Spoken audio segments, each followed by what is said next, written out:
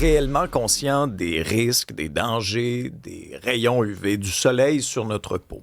Là, il y a toutes sortes de modes, des fois, sur les réseaux sociaux, des tendances qui vont vraiment à l'encontre des messages de prévention. Quelques chiffres, d'abord, notamment de la Société canadienne du cancer.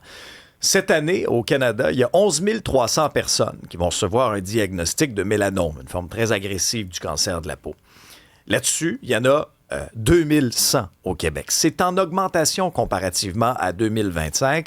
Malheureusement, plusieurs, notamment au Canada, là-dessus, 1250 en mourront, 270 au Québec. Alors, le danger, il est quand même réel. Docteur Marie-Michelle Blouin est dermatologue-oncologue au CHU de Québec. Bonjour, docteur Blouin. Bonjour. Comment on peut expliquer cette hausse dans les chiffres? Au fond, on a vu plusieurs modes dans les dernières années où on a une augmentation répétée aux rayons ultraviolets, soit par les activités récréatives, les voyages, les activités à l'extérieur, le sport. Beaucoup de valorisation aussi de la peau bronzée là, par plusieurs générations. Ça attire le regard, c'est associé à la beauté selon certaines époques. Et on a eu aussi l'utilisation des cabines de bronzage qui est un facteur de risque majeur là aussi pour les cancers de peau. Et là, ce qu'on voit aussi, c'est qu'il y a un vieillissement de la population. Les cancers de peau sont plus fréquents avec l'âge, mais sont liés à des expositions au soleil en plus jeune âge. Donc, on voit les effets maintenant de ça. Vous parlez, Dr Blouin, certaines tendances des réseaux sociaux. Est-ce que j'ai rêvé, Isabelle, tu pourras me le dire aussi, où j'ai vu des espèces de tendances de réseaux sociaux où on mettait de l'avant, tu sais, ce qu'on appelle les tiny lines, là? Ouais, les tan lines, tu sais, les espèces de traces de maillot où c'était quasiment même valorisé. Les cheveux doivent vous friser, Dr Blouin, quand vous voyez ça sur les réseaux sociaux? Absolument. Actuellement, ce qu'on voit sur les réseaux sociaux, c'est la valorisation du bronzage. Donc, les fameuses tan lines, mais aussi le tan maxing. Donc, être bronzé au maximum. Ce qui est valorisé, c'est ça a une allure un petit peu plus athlétique, une meilleure définition musculaire, ça cache les imperfections, un contraste avec la couleur des dents.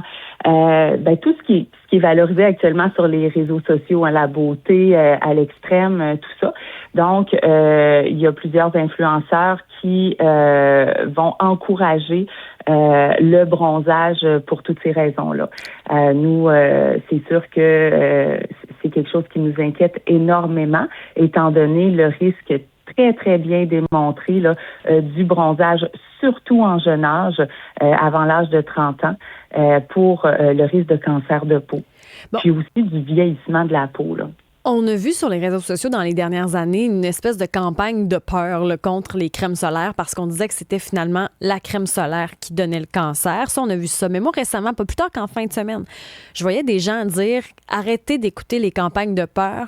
La peau est faite pour s'adapter. De la vitamine D, on en a besoin. C'est bon pour le moral, le soleil. Profitons-en. » Qu'est-ce qu'on répond à ces gens-là? Parce que moi, je l'ai vu sur Instagram pas plus tard qu'hier, ça, là. Oui, c'est normal que les gens se posent des questions sur les ingrédients des écrans solaires. En date d'aujourd'hui, ce qui est clair, c'est que les rayons UV sont un carcinogène connu et que les écrans solaires n'ont aucune preuve scientifique qui ont démontré un risque de cancer chez l'humain. Donc, on a certaines études qui ont montré une absorption dans la circulation sanguine, mais on n'a pas pu démontrer qu'il y avait un risque chez l'humain.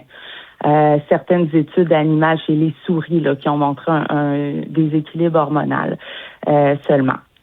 Bon, ça, c'est une chose. Donc, les écrans solaires ne causent pas le cancer, mais les rayons ultraviolets sont beaucoup plus dangereux et les écrans solaires diminue le risque des rayons UV par rapport à la production de vitamine D, parce que c'est vrai que le soleil a plusieurs avantages, entre autres la production de vitamine D. Maintenant, la production de vitamine D, c'est lié à l'exposition aux UVB et ça n'en prend pas beaucoup. Donc, 2 fois par semaine, l'exposition du dos des bras, du dos des mains, ça va fournir assez de vitamine D pendant 20 minutes là, pour le corps. Donc, on n'est pas obligé de faire le bacon pendant 2 heures, si je comprends bien, Dr. Blouin. Non. Est-ce qu'avec toutes les avancées de la science et de la médecine, on a tendance peut-être à minimiser les impacts d'un mélanome, d'un cancer de la peau? Décrivez-nous un peu là, le chemin que doit parcourir quelqu'un qui reçoit un diagnostic, qui doit suivre des traitements. C'est pas Jojo, là. Pas du tout. Donc, en gros, il y a probablement 3 formes de cancer de peau là, qui sont plus fréquentes.